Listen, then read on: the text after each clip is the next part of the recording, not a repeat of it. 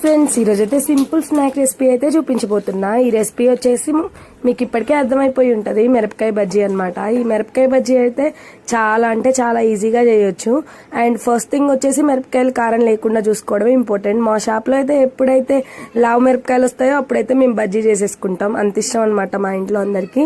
So దీనికోసం అయితే first bajji మిరపకాయలు అయితే తీసుకోవాలి. దాన్ని అయితే పిన్నిస్తో గానీ ఇలా మధ్యలో ఘాటు పెట్టేసుకుని అందులో ఉన్న సీడ్స్ మొత్తం తీసేయాలన్నమాట, గింజలు.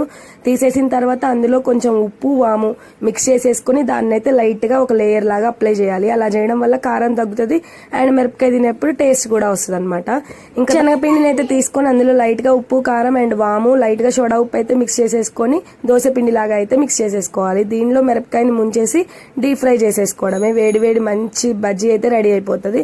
మీకు కనుక ఈజీగా ఇలా అయిపోవాలంటే ఒకసారి అయితే ట్రై చేసి చూడండి. మీకు కనుక వీడియో నచ్చితే ప్లీజ్ లైక్ చేయండి, షేర్ చేయండి, సబ్స్క్రైబ్ చేయండి. Thank you for watching.